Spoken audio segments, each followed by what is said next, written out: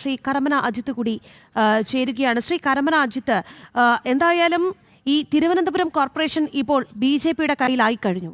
വല്ലാതെ വിരളി പിടിക്കുന്നുണ്ട് CPM-ന്. എന്തായാലും പുതിയ ഭരണസമിതിയെ പ്രതിസന്ധിയിലാക്കാനുള്ള പണി തുടങ്ങിയിരിക്കുകയാണ് ഇടത് സർക്കാർ. 200 കോടി രൂപ അടിയന്തരമായി ട്രഷറിയിലേക്ക് മാറ്റണമെന്നാണ് സർക്കാരിന്റെ ഉത്തരവ് വന്നിരിക്കുന്നത്. ഇതിന് 6 മാസം സമയപരിധിയാണ് നിശ്ചയിച്ചിരിക്കുന്നത്. ഇതിനൊരു ഓമന പേരും അവർ നൽകിയിട്ടുണ്ട്. നിയന്ത്രണം, ട്രഷറി നിയന്ത്രണം എന്നുള്ളതാണ്. നമ്മൾ ഈ ഉത്തരവ് സഹിതം ജനം TV വഴി പ്രേക്ഷകരിലേക്ക് എത്തിച്ചിരിക്കുകയാണ്. എങ്ങനെയാണ് ഈ വിഷയത്തിൽ അങ്ങയുടെ പ്രതികരണം? ഇത് വല്ലാതെ പ്രതിഷേധം ഉയർത്തുന്ന വിഷയം തന്നെയാണ്. എങ്ങനെ പ്രതികരിക്കുന്നു? നഗരസഭയുടെ തനത് ഫണ്ട് സർക്കാരിന് തിരിച്ചടയ്ക്കുവാൻ പറയുന്നത് ചട്ടവിരുദ്ധമാണ്. അത് ഒരിക്കലും അനുവദനീയമല്ല. കാരണം എന്ന് പറഞ്ഞാല് ഇപ്പോൾ ഭരണത്തിന് ഒരു മാറ്റം വരാൻ പോകുന്നു. നമ്മുടെ തിരുവനന്തപുരം നഗരസഭയിൽ CPM നേതൃത്വം കൊടുക്കുന്ന ഇടതുപക്ഷ ജനാധിപത്യ മുന്നണിക്ക് തോൽവി സംഭവിച്ചതിന്റെ അടിസ്ഥാനത്തിൽ സാമ്പത്തികമായി നഗരസഭയെ പിടിമുറുക്കുന്നതിന് വേണ്ടി സർക്കാർ എടുക്കുന്ന ഒരു നിലപാടായി മാത്രമേ എനിക്കിത് കാണാൻ സാധിക്കുകയുള്ളൂ. ഇപ്പൊ അടിയന്തരമായി അല്ലെങ്കിൽ 6 മാസത്തിനകത്ത് ഫണ്ട്, നമ്മുടെ നഗരസഭയുടെ തനത് ഫണ്ട് സർക്കാരിന്റെ ഖജനാവിലേക്ക് മാറ്റുക എന്ന് പറഞ്ഞത് ഗുരുതരമായ ഒരു വിഷയമാണ്. ആ വിഷയത്തെ സംബന്ധിച്ചിടത്തോളം അവർ ഉദ്ദേശിക്കുന്നത് നമ്മുടെ തിരുവനന്തപുരം നഗരസഭയുടെ പ്രവർത്തനത്തെ നിശ്ചലമാക്കുകയും അതിന്റെ ഒരു പ്രവർത്തനവും നടക്കാതിരിക്കുവാൻ വേണ്ടിയുള്ള ഒരു മുൻകൂട്ടിയുള്ള ഒരു തീരുമാനമായിട്ടാണ് ഞാൻ കാണുന്നത്.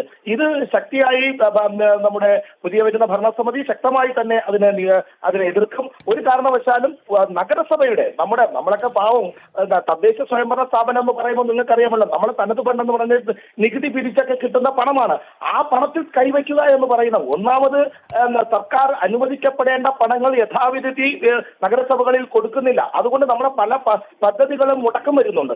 ആ പണം കൊടുക്കുന്നതിന് മാത്രമല്ല നമ്മുടെ കയ്യിൽ നിന്ന് ഫിഷസഭയിൽ നിന്ന് കൈയിട്ട് വരുന്ന ഒരു സമീപനം, അത് തീർച്ചയായിട്ടും അവർ മുൻകൂട്ടി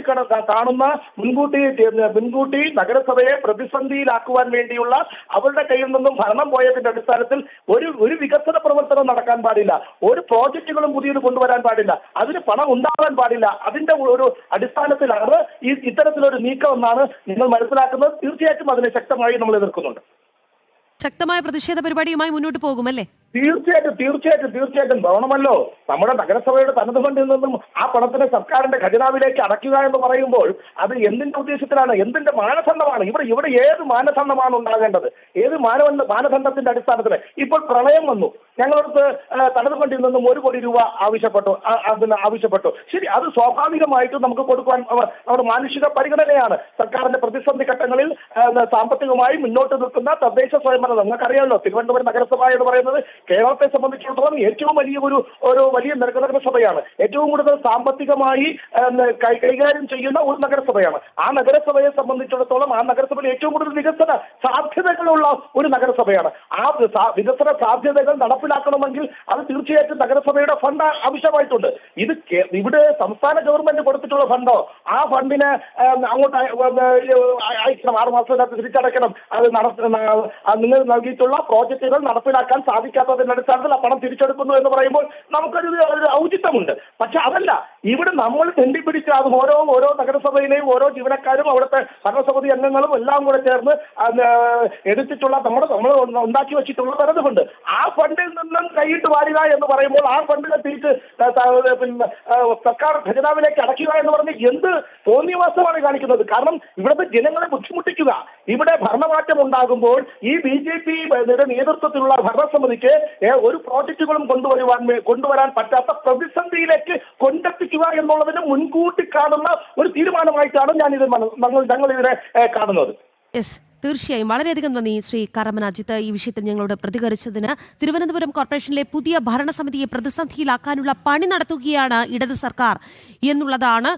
200 കോടി രൂപ എത്രയും വേഗം ട്രഷറിയിലേക്ക് മാറ്റണം എന്നുള്ളതാണ് സർക്കാരിന്റെ ഉത്തരവിൽ ഉള്ളത്. ഇതിന് 6 മാസത്തെ സമയമാണ് അനുവദിച്ചിരിക്കുന്നത്. ഈ വാർത്തയാണ് നമ്മൾ ചർച്ച ചെയ്തുകൊണ്ടിരുന്നത്.